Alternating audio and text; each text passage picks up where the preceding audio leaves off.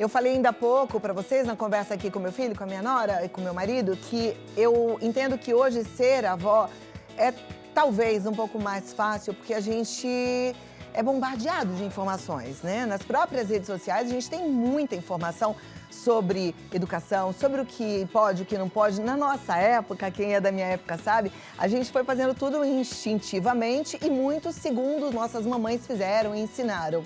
Mas hoje tem comprovação científica de muita coisa.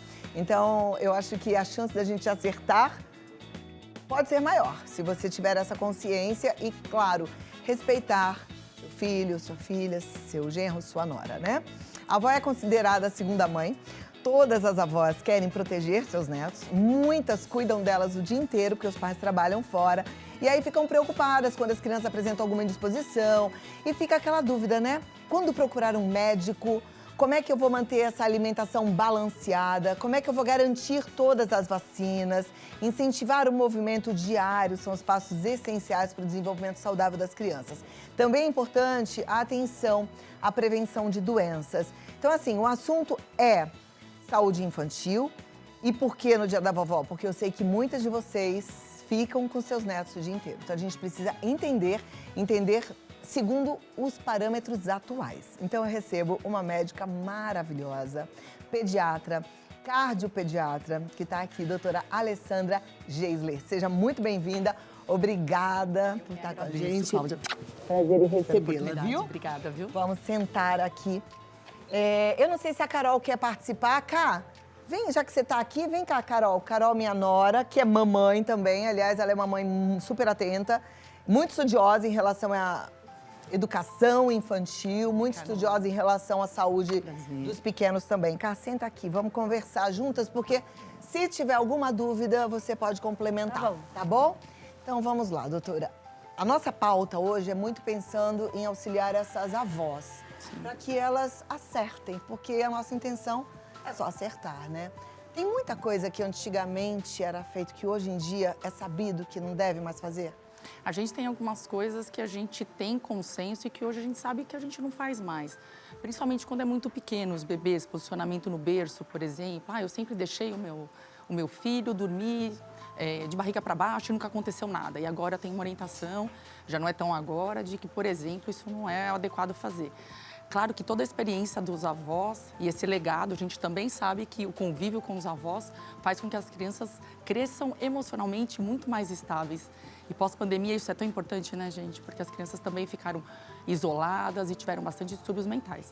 Então, tem sim, a gente tem acesso a muito mais informação, a internet está disponível. Acho que hoje mesmo a inteligência artificial melhorou a busca pela informação, então hoje a gente vê dentro da inteligência artificial baseado em artigos científicos. Mas tem a coisa do dia a dia e tem algumas dicas que hoje a gente não deve fazer, tem coisas que também ainda funcionam. Então, o equilíbrio acho que é o principal e agregar, né, o passado com o futuro e o presente é o equilíbrio, que é o que vocês estavam falando no bloco anterior. Muito legal. É interessante que você traga pra gente esse novo olhar, porque assim, algumas mães são bem algumas avós são bem atualizadas, mas outras nem tanto, né? E quando não tem essa atualização, tem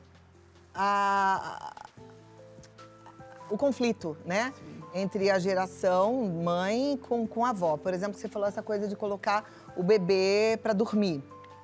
Na minha época, a minha mãe me ensinou que o ideal era colocar meu neném de bruços, que ele vai dormir melhor. E aí eu aprendi com o nascimento do B, com a Carol, que não era de bruços, né? Por que não é de bruços? Eu gosto sempre que a gente entenda os porquês, para poder respeitar, de fato. Eu acho que isso é uma grande evolução em relação aos estudos na parte pediátrica, né? A gente não tinha isso, muitas orientações eram baseadas de adulto, isso é um estudo muito consolidado. Antigamente, era orientado pelas mamães para deixar a criança dormir de bruços, que ela acalmava mais, porque quando você coloca o bebê no colo de bruços, ele escuta o coração, ele escuta o movimento materno ou paterno, isso, por exemplo, em ambiente de UTI, é salutar você deixar o bebê de canguru com você, porque melhora a proximidade.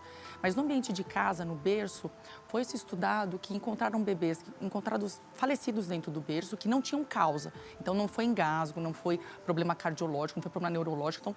Então, não achou nada nas autópsias que tivesse um motivo para essas mortes e observou-se que a posição de bruços favorecia. Então tem uma orientação já bem consolidada entre os pediatras e por isso é tão importante, né, gente, as consultas pediátricas de rotina. Por isso que é tão importante, tanto no ambiente particular, quanto mesmo no ambiente do SUS, ir atrás de um pediatra para fazer o atendimento dessa criança desde o nascimento até, segundo a Sociedade Brasileira de Pediatria, 20 anos a gente é habilitado a atender. As consultas, por quê? Porque cada consulta tem uma orientação específica. Carol, cada semana é uma criança diferente, tudo muda. Então, uma criança, uma orientação de 1 mês, de 0 meses, uma semana de vida, 2, não é a mesma do que uma criança de 1 ano. E a parte de introdução alimentar é tão importante porque você vai fazer com que essa criança mantenha hábitos saudáveis por toda a vida. Então, essa é a questão, Cláudia, voltando na questão de dormir de bruço. Até o 6º mês não é orientado deixar a criança dormir de barriguinha para baixo, que é a posição de bruço. A gente tem que deixar ela de barriguinha para cima. A criança, se ela tiver um refluxo deitada de barriguinha para cima, ela não tem um perigo maior de engasgar? Ela tem, mas a gente tem que ficar atento, principalmente nos primeiros 6 meses de vida, que é quando ainda existe um refluxo fisiológico. Todo bebê gorfa, todo bebê acaba... eu sempre brinco, né? Gorfar e vomitar é diferente. Então, se você tem um gorfo, uma regurgitação normal, fisiológica, ela é pequena. Aquela coisa que vai pelo nariz não é uma coisa tão habitual. Então, deixar a criança no berço sem supervisão, principalmente nos primeiros 2 meses de vida, não é adequado.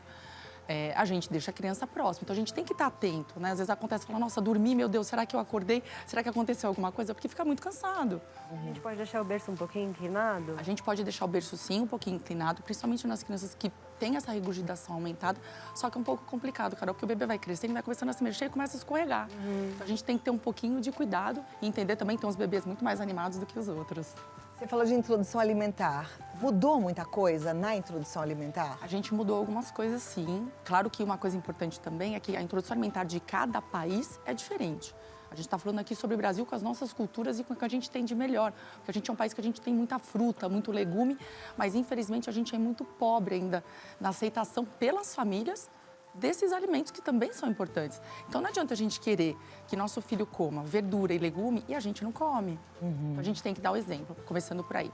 Então até o 6º mês, seio materno, que é o principal alimento, ou, por algum motivo, eu sou cardiologista infantil, muitas vezes as crianças nascem com um problema de coração super sério, com metade do coração, e não conseguem amamentar no peito. Porque mamar no peito é quase como correr uma São Silvestre. É muito exercício para o bebê. Por isso que o bebê dorme, ele mama e Ele mama desmaia. e fica capotado, a expressão mamado, né? Aquela coisa que você pega e tá caidinho. É muito esforço e ele se alimenta. Então, muitas vezes essas crianças que têm um problema de coração muito sério, ou já passaram por cirurgia logo que nasceram, não conseguem amamentar o peito. Então, seja a fórmula ou o seio materno, que é o alimento mais completo, né, o principal, até o 6º mês. Antigamente, com 3, 4 meses, já começavam a dar um chazinho, um suquinho. Chazinho a gente não dá mais. Isso é uma outra coisa também que as avós têm uma angústia de... Ai, tá com cólica? Tem 15 dias de vida? Dá um chazinho. Ouçam, vovós, não tem mais essa de chazinho. Não tem chazinho. Pede para a mamãe tomar o chazinho e ele vai indiretamente pelo seio materno. Porque a gente quer que essa criança se alimente, né? Então, quando você introduz novos alimentos de uma maneira mais precoce, você já seleciona o paladar. Chazinho é docinho, mesmo que você não adoce. E açúcar é uma outra coisa que a gente tem que tomar muito cuidado. Eu sou especialista em nutrição infantil, Cláudia. Eu sempre digo que tem uma preocupação, Carol, muito grande até 1 ano, 2 anos de vida. Aí depois dos 2 anos de vida, a criança chega comendo aquele pirulito gigante que foi endemonizado nos primeiros 2 anos. Hábitos saudáveis se perpetuam. E a criança, quanto mais precocemente entrar em contato com coisas que são gostosas, né, gente? As guloseimas são gostosas, são calóricas. Pior vai ser essa evolução para o futuro. Então, a gente sabe, a gente tem estudo que criança que come mal na infância vai ter mais problema de colesterol na vida adulta, de obesidade. Isso é uma coisa que a gente precisa atacar, porque a população brasileira está engordando, mas a criançada está engordando mais, está mais sedentária. A gente tem que fazer criança sair para brincar. A pandemia fez essas crianças ficarem dentro de casa, presas, jogando videogame, porque os pais tinham que trabalhar em ambientes dentro de casa, então eles estavam presentes, mas eles não estavam. E o entendimento disso é muito complexo, porque que nem você falou para o seu neto. A vovó agora vai trabalhar, vai ali no cantinho que eu vou. Mas você está aqui, ele não entende que você está e que você não está acessível. Então a gente precisa comer melhor, com mais qualidade, dando exemplo. Claro, Todas as dietas são não podem ser feitas de uma maneira muito estrita, muito... eu não vou comer então nada. Não, precisa ter o dia também onde você entra em contato com as guloseimas. Mas a introdução dessas guloseimas, elas têm que acontecer de uma maneira paulatina. O segundo filho é sempre o pior, porque come o que o primeiro já come. Então, tem um filho mais velho que já toma refrigerante, o menor com certeza vai tomar refrigerante mais cedo. Aliás, a mesma coisa acontece com as telas, né? Porque, por exemplo, o primeiro filho é fácil. Desliga a televisão, não tem tela. Mas aí o segundo tá ali, gosta de ver um desenho, gosta de ver um filminho.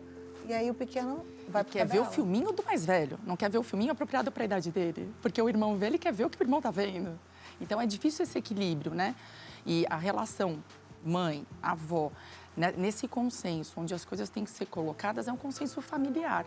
Dá para uma criança comer bem se a família come mal. Então, em casa, come super bem, mas para casa da avó só tem as coisas que a família não concorda. Então, isso é motivo de atrito, muitas vezes. Eu acho que os grandes motivos de atrito são a alimentação, a questão das telas e a questão da introdução alimentar, né? Que os avós, de vez em quando, querem dar antes dos 6 meses ou antes da criança já estar sentando sozinha. Comer, gente, eu gosto sempre de frisar isso nas minhas consultas e nos cursos que eu administro. É uma questão neurológica. Para você poder comer, você tem que estar com o corpo ereto. Não dá para você pegar um bebê que ainda é molinho e ele começa a sentar sem apoio, se não for prematuro, porque a gente está falando de uma outra população completamente diferente. Eu sou mãe de 2 meninos, do Vinícius e do Henrique, ambos prematuros, então a introdução alimentar não ocorreu no 6º mês, porque ele ainda não está conseguindo ficar com o tronco ereto. Não dá para você pegar um bebê de 3 meses e querer fazer com que ele chupe uma carninha. O risco de engasgo é muito grande. Então, existe um motivo por que a gente não dá antes. A criança tem que estar com o apoio para que ela não engasgue, que ela consiga proteger na hora dela engolir. Porque quando a gente está correndo e comendo, a gente não consegue engolir adequadamente. Outra coisa muito importante de falar, gente, é assim, lugar de criança comer é sentada. Essa coisa de que ele não come, então eu vou dando com ele correndo. Quando a criança corre, ela está respirando, ela não está engolindo. Porque o ar está passando. São 2 buraquinhos. Gente, eu fiz tanto isso com o Gabriel, principalmente, que o Gabriel era difícil de comer. Às vezes eu levava o prato dele, Carol, pro parquinho do prédio. Saía eu, a louca, atrás dele com uma colherinha para ele comer. Porque ele não gostava de comer. Olha porque lá. é melhor fazer qualquer coisa para comer do que não comer. Só que é um risco efetivo, inclusive de engasgar de uma maneira muito séria. Hoje em dia já é, não quer comer, não come, é isso? Não quer comer, não come. Só que o que acontece é assim, eu não quero comer a comida que tá aqui, mas a banana eu quero. Mas o doce eu quero. Eu sempre digo que não ter fome é não ter fome de nada. Só que as crianças selecionam. Eu não quero comer isso, então eu quero um pão de queijo, por exemplo. Aí você está substituindo, porque as crianças são espertas, né? A tela evoluiu, elas sabem mexer na tela sozinhas, elas eram também com uma inteligência muito maior. E com um acesso a guloseimas e comidas industrializadas muito maior do que a gente no passado. Então, você não quer comer? Não tem problema. Transformar isso numa guerra, você tem que comer aquela coisa que antigamente forçava, vai comer. Você cria uma relação muito ruim com a comida, que faz você ter distúrbio alimentar futuro. Então, não quer comer? Não tem problema. Dá um tempo, espera. Mas eu queria uma banana. Aí, na idade do B, por exemplo, tudo bem, filho, você quer uma banana, só que você precisa comer. Agora é hora de fazer o jantar. Se você comer, no final você acaba comendo a banana. Ou o que você gostaria. Mas ter sempre intervalo também, porque às vezes tem crianças que saem na rua e querem pegar pequenas coisinhas. Pega aqui um biscoitinho, uma bolinha. Não deu um intervalo para comer. Então, chega na hora da refeição, tem que sentar, tem que parar de brincar. E tem que, de preferência, não ter tela, vai querer comer. Perfeito. Meninas, o tempo explode. Alguma pergunta, alguma consideração, Carol, pra gente encerrar? Falar um pouquinho mais sobre as telas, o quão prejudicial é essa questão, principalmente até os 2 anos, porque eu percebo muita diferença no comportamento do B. No ano passado, o Bernardo quebrou a perna e ficou 1 mês em casa. E aí, nesse mês, ele assistiu muita televisão. E aí, depois desse mês, ele se tornou outra criança. E foi um processo muito longo até a gente retirar isso. E aí que eu percebi o quanto as telas eram nocivas. Por um outro lado, a tela, claro que não em excesso, mas eu penso que a gente tem que ser muito, muito verdadeiro. Ela é, para algumas mães, a única rede de apoio que elas têm, né? Gente, a gente vive, de novo, né, a realidade brasileira, onde a classe D tem televisão e não tem geladeira. Então, assim, tudo bem a gente seguir orientações de fora do país em relação às telas, mas eu acho aí uma opinião pessoal, tá? A gente tem que ter equilíbrio, porque nós, né, nascemos num ambiente onde a gente sabe viver sem tela. Essas crianças não sabem, elas não sabem o que fazer no ócio. Então, acho que tempo de qualidade, tempo de tela. Claro, crianças pequenas, crianças menores de 2 anos, e aí a cada faixa etária também você tem que entender, porque meu filho mais velho, meus amigos jogam determinado jogo, eu não tenho que conversar com eles porque eu não jogo determinado jogo. Então, sentar, conversar e explicar, olha, não é porque esse jogo é um jogo que você atira, que você necessariamente vai ter um comportamento dessa forma. É diferente um menino de 15 anos de um menino de 6, de 3, de 2. Então, acho que o tempo e que tipo de tela você vai expor. O que é muito difícil, porque as crianças hoje, elas entram e elas vão para outros caminhos que a gente não consegue. Mas é fato, criança tela para dormir, criança que fica o tempo todo na tela, elas são mais irritadas e elas conseguem se verbalizar, se comunicar menos do que esse contato olho no olho, que é tão importante e que isso que os vovós ensinam muito, porque vocês são da geração olho no olho. Perfeito. Meninas, muito obrigada. Doutora Alessandra Geisler, tá certo? Tá certo. É DRA.Alessandra Geisler. Gente, uma pediatra, cardiopediatra, uma indicação maravilhosa para você. Quero que você volte outras vezes pra gente conversar mais. E a Carol também, ela tem um Instagram tão voltado para criança, para educação. Se quiser seguir, pode, Carol? Ou é fechado? Pode. Pode. Como que é seu Insta? É Eu te sigo, mas eu não sei de cor. É Carol Ribeiro, né? É Carolina Ribeiro. Quero com 2 Is, não é? Com 3 Is. É Carolina porque é uma coisa tão comercial. Ribeiro. Vem dar um abraço. Obrigada. Obrigada por tudo. Doutora, muito obrigada. E até a próxima. Estou esperando vocês, Obrigada. viu?